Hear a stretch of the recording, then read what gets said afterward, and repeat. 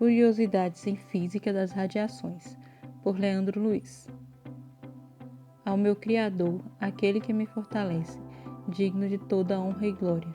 Aos meus pais, Georgina, em memória, e Damião, e também ao meu irmão Adriano, em memória, que de muitas maneiras me apoiaram e me fizeram acreditar que através da educação eu poderia ter sucesso e ser um cidadão de bem.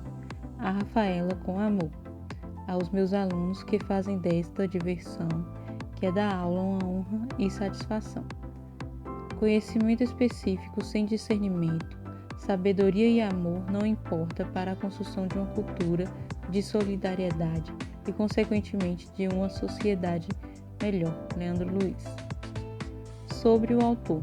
Leandro da Conceição Luiz é carioca e ingressou no Instituto de Física Armando Dias Tavares, da Universidade do Estado do Rio de Janeiro, UERJ, no ano de 1998. Graduou-se em bacharelado e licenciatura plena em Física.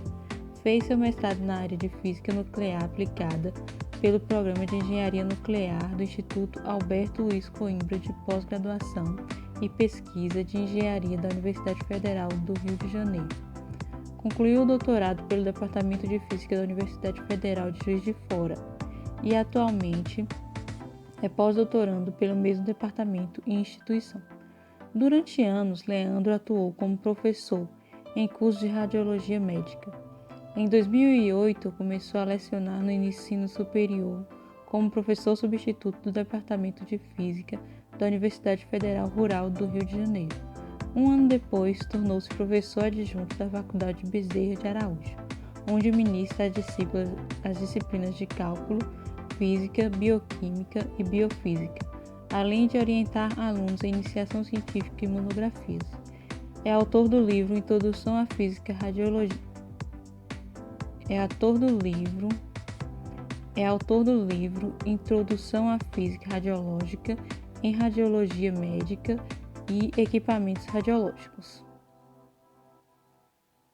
Capítulo 1. A estrutura da matéria. Para iniciarmos nosso estudo, deveremos definir alguns conceitos que servirão de base para uma melhor compreensão dos fenômenos que envolvem a produção das radiações. Iniciaremos com a substância ou material responsável pela composição de qualquer objeto físico, a qual chamamos de matéria. O átomo é um conceito que, ao longo de milhares de anos, sofreu modificações para possibilitar um melhor entendimento do que é constituída a matéria. Esses conceitos foram sendo readaptados ao longo do tempo, com o aumento gradativo do conhecimento científico e tecnológico, partindo dos pensamentos filosóficos dos gregos até os recentes quarks e leptons. Pode-se dizer que, para o cientista, a busca pela compreensão dos constituintes da matéria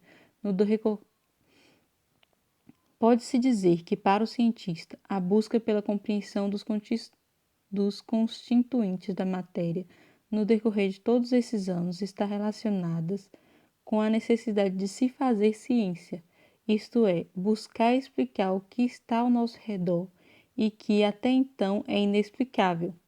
Ainda assim, a sociedade usufrui dos resultados dessa busca. Ao se realizar uma investigação científica, é possível que sejam descobertos novos fenômenos naturais, como foi o caso dos raios-x, que hoje são essenciais para a medicina diagnóstica, bem como se beneficia do desenvolvimento de novos equipamentos tecnológicos e técnicas, que são fundamentais para a realização da pesquisa e que, posteriormente, podem ser usados pela sociedade. Desse modo, tanto a ciência quanto a sociedade são favorecidos pelas pesquisas científicas. A física é considerada uma ciência básica, pois é necessário assimilar seus conceitos para compreender outras ciências como a biologia, a química, a radiologia e etc. A palavra física, de origem grega, que significa natureza. Assim, a física pode ser definida como a ciência que estuda os fenômenos naturais. A física apenas descreve, modela e representa o fenômeno que já existe, pois é da natureza que tal fenômeno aconteça. O que quero dizer com isso é que acontecer tal fenômeno como a queda livre de uma maçã ou a emissão de radiações pelos números ou a emissão de radiações pelo núcleo de um átomo, por exemplo, é uma consequência da natureza e não da física. Esta apenas explica tal fenômeno, utilizando para isso a experimentação e a matemática como ferramentas. A palavra radiologia pode ser explicada como uma junção do latim radius, raio, com o grego logos, razão. Tal junção foi usada com o intuito de chegar a um nome para a nova ciência que evoluiu com a descoberta dos raios-x. Dessa maneira, podemos definir radiologia como um estudo científico dos raios-x e de outras formas de radiações, especialmente para fins medicinais, terapêuticos ou diagnósticos. Até porque há explicações dos raios-x em indústrias para visualização no interior de objetos, tais como asas de aeronaves, turbinas, tubulações metálicas, etc. Nos chamados ensaios não destrutivos, END, e também pesquisas científicas para caracterização de amostras, como é o caso da fluorescência de raio-x e a difração de raio-x. 1.1 O átomo. Desde a antiguidade, há cerca de 2.500 anos atrás, o homem busca compreender do que a matéria é constituída. Na Grécia Antiga, Tales de Mileto percebeu que qualquer substância poderia ser classificada como sólida, líquida ou gasosa. Os seguidores de Tales formularam hipóteses de que a matéria seria constituída por 4 elementos: terra, fogo, ar e água. Então, entre a metade do século V a.C. e o final do século IV a.C., surgiu o atomismo, doutrina inventada pelos gregos, sobretudo por Leucipo e Demócrito, para explicar os constituintes da matéria. Esse novo movimento filosófico tentava explicar o elemento primordial não como um elemento único no sentido macroscópico, como foi visto acima e assumido por Tales e seus seguidores, mas como uma porção de matéria também única, porém subdividida microscopicamente. Logo, Demócrito de Abdera, discípulo de Leucipo de Mileto, sugeriu que todas as coisas do universo seriam constituídas de pequenas partículas minúsculas, indivisíveis, em movimento incessante, as quais ele denominou de átomos, do grego alfa não e tu por partes. Isto é, algo indivisível. Esse conceito já havia sido introduzido na filosofia de Leucipo, mas foi Demócrito quem o elaborou detalhadamente. As ideias de Demócrito e Leucipo estabeleceram as bases do pensamento científico moderno, sendo o atomismo considerado como uma grande contribuição da Grécia Antiga à ciência moderna. 1.2 Modelos atômicos. O conceito de átomo ressurgiu somente no século XVIII, na química. Nessa época, muitos cientistas se dedicavam a descobrir as partículas que constituíam o átomo para assim formular um modelo atômico. Dalton. O primeiro a desenvolver um modelo atômico com bases científicas foi o físico inglês John Dalton, 1766 a 1844. Dalton introduziu no início do século XIX sua teoria atômica, que se baseava nas seguintes ideias. O átomo é uma pequena esfera maciça. Átomos de um elemento são idênticos em suas massas. Átomos de diferentes elementos têm diferentes massas. O átomo é indestrutível. De acordo com a teoria atômica de Dalton, um pedaço pequeno de chumbo seria formado por uma grande quantidade de átomos desse mesmo elemento. Átomos de geometria esférica, maciços, indivisíveis e eletricamente neutros. Por seus esforços, Dalton é considerado o pai da teoria atômica moderna, embora hoje seja observada inconsistência em sua teoria. Veremos na seção 1.3 que há átomos de um mesmo elemento, porém com massas diferentes, os chamados isótopos. O modelo atômico de Dalton também é conhecido como modelo bola de bilhar. Thomson. Em 1897, na Universidade de Cambridge, o físico inglês Joseph John Thomson, 1856 a 1940, mostrou que os raios que faziam cintilar a parede de vidro de tubos catódicos eram feixes de partículas com cargas negativas, os quais ele chamou de corpúsculos e que futuramente foram denominados de elétrons. A figura 2 mostra uma réplica do tubo usado por Thomson na descoberta do elétron. Na figura 3, temos um diagrama esquemático do experimento de Thomson para tal descoberta. Feixe de partículas carregadas pode ser desviado por campos magnéticos fornecidos por um ímã, por exemplo. Sabendo disso, pode-se dizer que Thomson observou que o feixe de raios catódicos não era desviado quando os campos elétricos e magnéticos estavam desligados. Ao ligar o campo elétrico, a placa inferior B, carregada positivamente, e a superior A, negativamente, fazem com que o feixe seja desviado para baixo. Esse desvio observado pode ser medido pela superfície S. Considerando o princípio da eletrostática, segundo o qual cargas opostas se atraem, foi possível inferir que o feixe de partículas possuía carga negativa. Thomson manteve o campo elétrico constante, aplicou um campo magnético e o ajustou para que o feixe voltasse a zero. Desse modo, pôde fazer com que as forças elétricas e magnéticas fossem iguais e a razão entre a massa m e a carga elétrica Q dos elétrons pudesse ser medida. Sendo assim, Thomson é o responsável pela descoberta do elétron.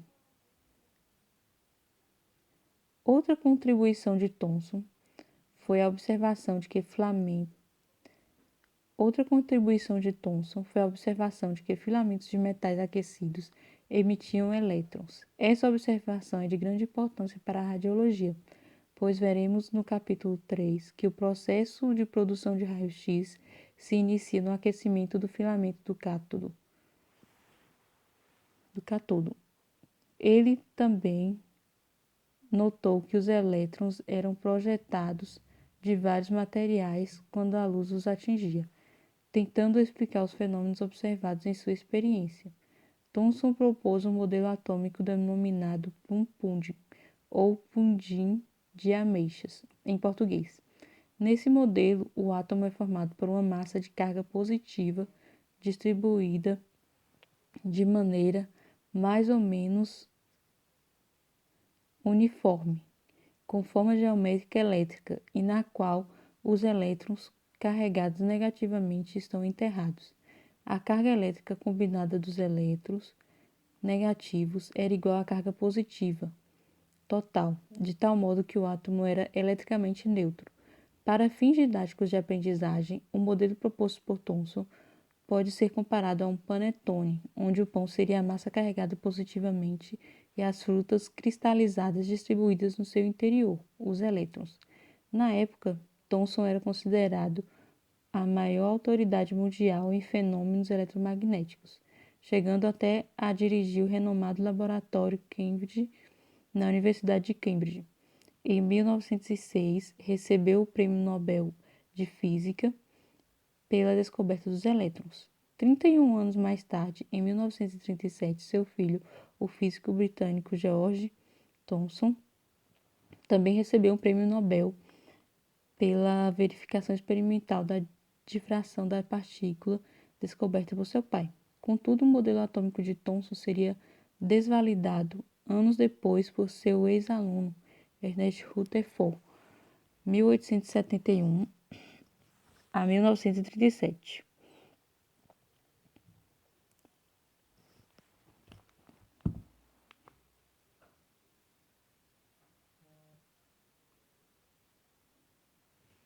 Rutherford. Por volta de 1909, Ernest Rutherford, 1889 a 1970. Rutherford. Por volta de 1909, Ernest Rutherford, 1800. Rutherford. Por volta de 1909, Ernest, 1889 a 1970, Um dos alunos de Rutherford relatou que ao disparar partículas alfa que são carregadas positivamente em uma folha de ouro, a maior parte atravessa a folha direto e cerca de uma em cada 10.000 se espalhava. Ao relatar isso para Rutherford, ele ressaltou que esse foi o acontecimento mais incrível de sua vida. Algum lugar dentro do átomo. Esse foi o acontecimento mais incrível de sua vida. Algum lugar dentro do átomo de ouro devia ter concentrações de matéria com muito mais massa do que as partículas alfa. Na figura 5 é mostrado um diagrama esquemático da experiência realizada por Rutherford. Ele observou a maioria das partículas alfa atravessava a lâmina de ouro, mas algumas partículas se desviavam ou até retrocediam. Embora os experimentos de Rutherford tenham sido realizados em 1909, somente em 1911 ele se dispôs a explicá-los. O físico concluiu que, obviamente, tinha que haver dentro da lâmina, no átomo de ouro, algo comparável em massa à partícula alfa, milhares de vezes mais pesado que o elétron e carregado eletricamente positivo. Referia-se, portanto, à existência de um núcleo. A figura 6 mostra a interação das partículas alfa com os núcleos de ouro. Os espaços vazios explicam por que a grande maioria das partículas não sofria desvios, considerando que as partículas alfa são positivas. Elas eram repelidas eletricamente e desviadas pelos núcleos igualmente positivo. Como já se sabia que o átomo era neutro eletricamente, Rutherford sugeriu que ao redor do núcleo positivo estariam girando em movimento circular em uma esfera com raio comparável ao raio atômico, partículas menores com carga elétrica negativa, que não impediriam a passagem das partículas alfa, neutralizando desse modo o núcleo. Nascia então o modelo atômico de Rutherford. O átomo proposto por Rutherford era uma espécie de sistema solar em miniatura com os elétrons, planetas, girando em torno do núcleo, Sol. Podemos dizer que o trabalho de Rutherford, que resultou na descoberta do núcleo atômico, marca o início da era da física nuclear, ramo da física destinado ao estudo do núcleo atômico. Rutherford foi um dos maiores experimentalistas e, nesse aspecto, é frequentemente comparado ao grande físico inglês Michael Faraday.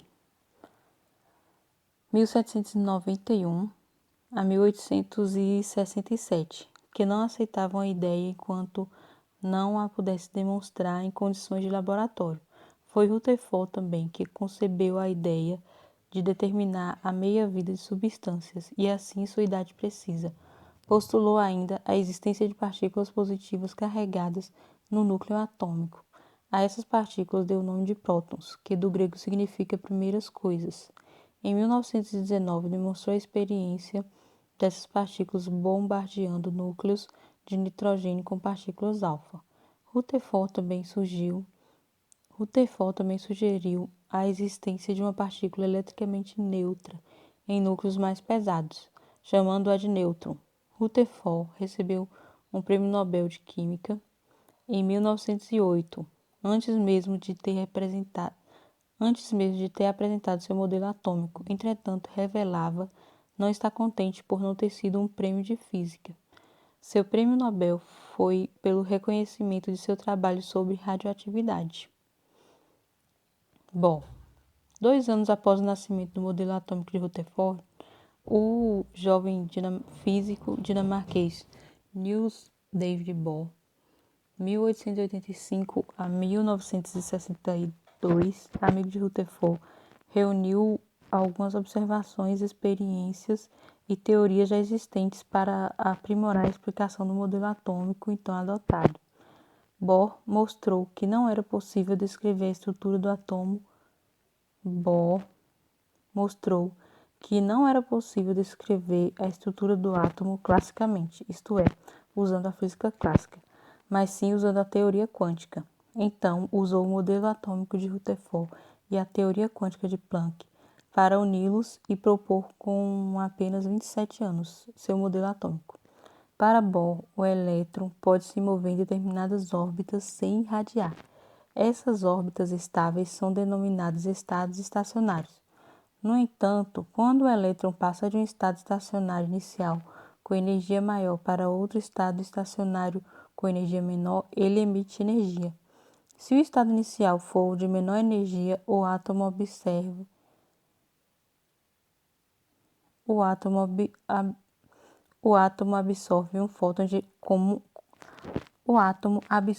um fóton com energia.